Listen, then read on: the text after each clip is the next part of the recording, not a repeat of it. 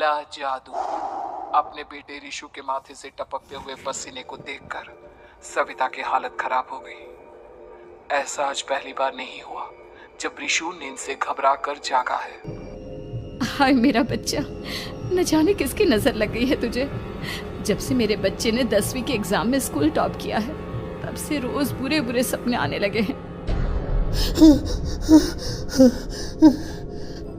हाँ माँ, मैंने आज फिर से एक काले साए को देखा। वो यहीं मेरी आंखों के सामने खड़ा था। माँ मुझे बचा लो माँ। वो मुझसे कह रहा था कि मुझसे बदला लेगा। माँ कहीं ये प्रशांत। चुप कर, कैसी बात कर रहा है? दोबारा उसका नाम मत लेना। तुझे पता है ना, उस प्रशांत ने आत्महत्या कर ली, तो बार बार उसका नाम मत लिया कर। मम्मी, क्या सच में प्रशांत ने आत्महत्या की थी? चुप कर, बहुत सवाल पूछता है आजकल। और फिर रात के वक्त सविता के पूरे घर में एक अजीब सा काला धुआं छाने लगा। गहरी नींद में सोई सविता की जैसे ही आंख खुली उसका दम घुटने लगा। वो दौड़कर रिशु के रूम की तरफ गई जहां उसके दरवाजे पर घूमती एक काली परछाई देख वो बुरी तरह से घबरा गई। कौन है वहाँ? कौन है? सामने आओ। ये मैं हूँ, तुम्हारी काली करतूत।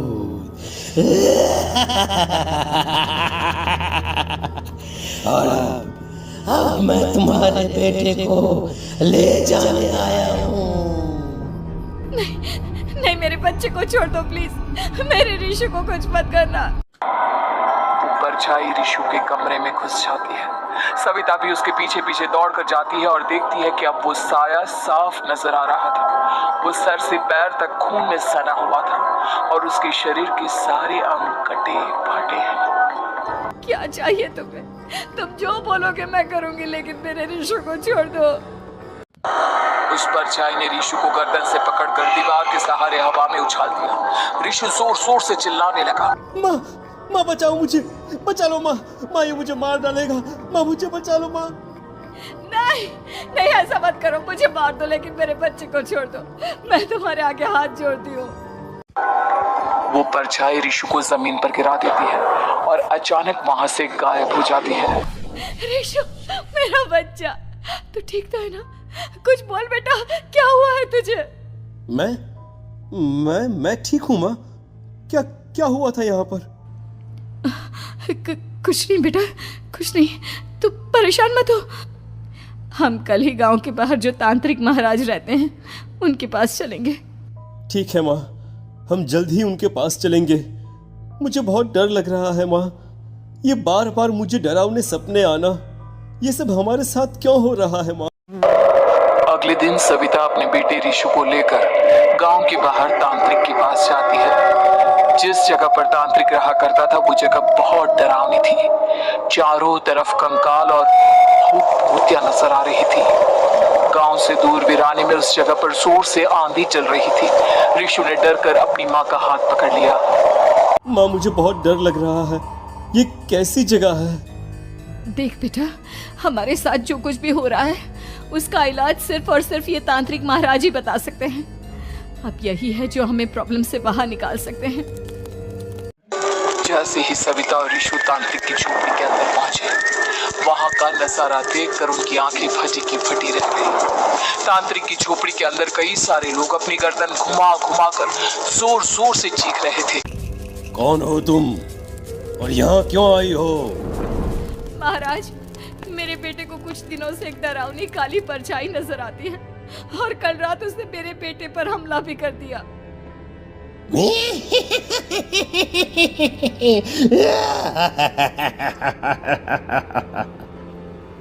मम्मी हमें यहाँ से चलना चाहिए। ये जगह मुझे ठीक नहीं लगती। नहीं बेटा, ऐसा नहीं कहते। रुक जाओ, 2 मिनट के लिए रुक जाओ। क्या कहा? काली परछाई? तुम्हारे बेटे पर किसी काली परछाई ने हमला किया? हाँ महाराज, वो कह रही थी कि वो मेरे बेटे को कुछ कर देगी। कोई उपाय बताइए महाराज, मेरे बेटे के साथ कुछ गलत नहीं होना चाहिए। तुमने किसी दूसरे के साथ गलत किया है। तो तुम्हारे साथ भी गलत होकर ही रहेगा। तुमने किसी की जान ली है, किसी को मार डाला है तुमने। नहीं महाराज, मैंने ऐसा कुछ नहीं किया। मैंने किसी की जान नहीं ली। मुझे कोई उपाय बताइए। लगता है तुम इतनी आसानी से नहीं मानोगी।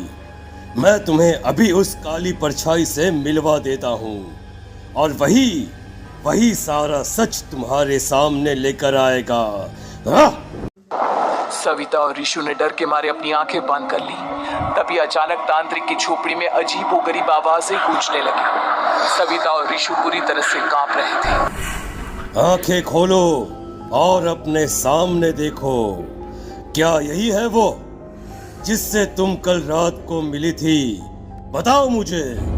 हाँ, इसने कल रात मेरे बेटे के ऊपर हमला किया था। ये उसी लड़के की भटकती हुई आत्मा है जिसे कुछ दिन पहले तुमने मार डाला था। मम्मी, ये महाराज क्या कह रहे हैं? क्या सच में आपने किसी की जान ली है, किसी को मार डाला है? अगर हाँ तो बताइए ना मम्मी, किसको मारा है आपने? किसको?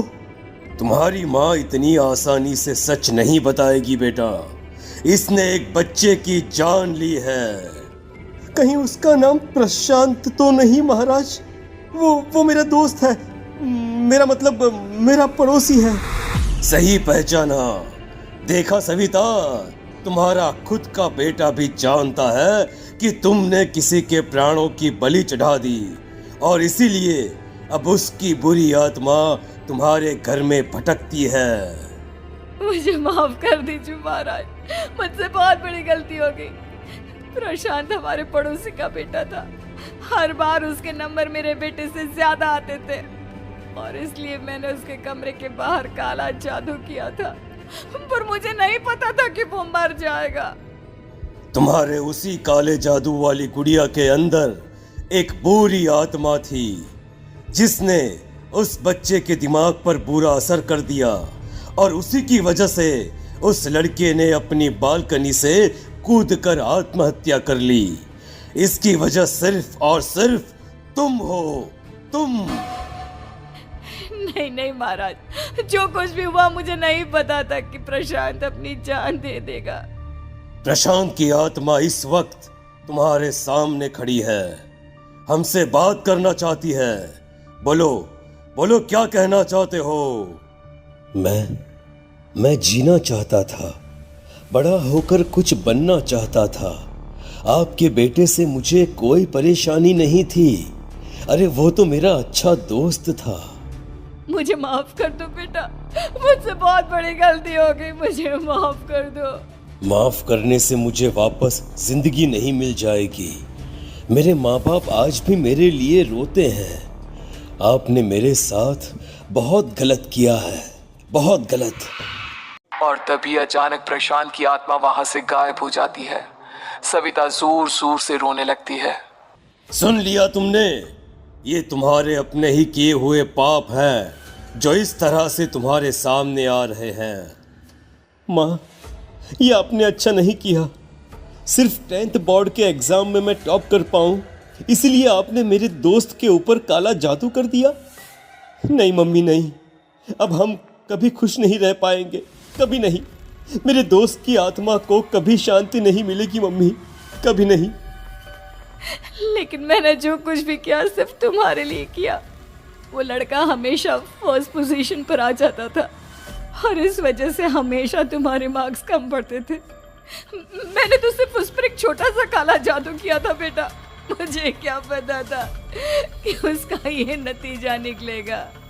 जिस गुड़िया को तुमने उस लड़के के कमरे के दरवाजे पर लगाया था, दरअसल उसके अंदर एक बुरी आत्मा का प्रवेश हो गया था, जैसा कि अक्सर काला जादू करते समय हो जाता है। मुझे अपनी गलती का एहसास हो गया है। मैं प्रायश्चित करना चाहती हूँ। आप बताइए मैं क्या करूँ? प्रशांत के घर जाकर उस काली गुड़िया को वहां से निकालकर यहाँ लेकर आओ। मैं उसे आग में जलाकर राख कर दूंगा और उसके बाद प्रशांत की आत्मा को हमेशा के लिए मुक्ति मिल जाएगी। अगली रात सविता चुपचाप अपने पड़ोसी प्रशांत के घर जाती है। प्रशांत के माँ बाप प्रशांत की मौत के बाद उस घर को छोड़कर हमेशा के लिए वहां से चले गए थे। जैसे ही सविता उस घर के अंदर कदम रखती है, उसका सामना अजीबोगरीब हैवानियत से भरी आवाजों से होने लगता है। ऐसा लग रहा था जैसे कोई बुरी तरह से चीख रहा हो। सविता जैसे ही प्रशांत के कमरे के बाहर पहुंचती है, वहां पर लटकी हुई गुड़िया के शरीर से खून टपकने लगता है। ये क्या हो रहा है? इस गुड़िया के शरीर से खून क्यों टपक रहा है? सविता हिम्मत करते हुए उस गुड़िया को वहां से उतारने की कोशिश करती है, लेकिन तभी अचानक से बहुत भयानक दिखने वाली औरत उसकी आंखों के सामने आकर खड़ी हो जाती है। मैं यहाँ से कहीं नहीं जाऊंगी, और अगर तूने मुझे यहाँ से हटाने की कोशिश की तो मार डालूंगी मैं तुझे। नहीं नहीं, मुझे तुम्हें यहाँ से ले जाना ही होगा, नहीं तो मेरा बेटा, उसकी जान को खतरा है। मैं तुम्हें नहीं छोड़ सकती। अगर तुम्हारे अंदर हिम्मत है तो मुझे इस घर से बाहर ले जाकर दिखाओ। और ऐसा कहकर वो औरत सविता के ऊपर हमला कर देती है और उसे हवा में उछाल उछाल कर जमीन पर पटकती है। लेकिन तभी अचानक मौका देखकर सविता अपने हाथ में ली हुई सुई उसके हाथ में चुपो देती है। हाथ में सुई लगते ही वो औरत जमीन पर तड़पने लगती है। ये क्या किया तूने? ये क्या कर दिया? तुझे ऐसा नहीं करना चाहिए था। तांत्रिक ने मुझे कहा था कि तुझसे जीतने का सिर्फ यही एक तरीका है जिससे मैं अपने पापों का प्रायश्चित कर सकती हूँ और अपने बेटे की जान बचा सकती हूँ। और उसके बाद वो डरावनी दिखने वाली औरत एक छोटी सी जादुई गुड़िया में तब्दील हो गई और सविता ने उसे ले जाकर तांत्रिक को दे दिया। तांत्रिक ने जादुई गुड़िया को आग के हवाले कर दिया।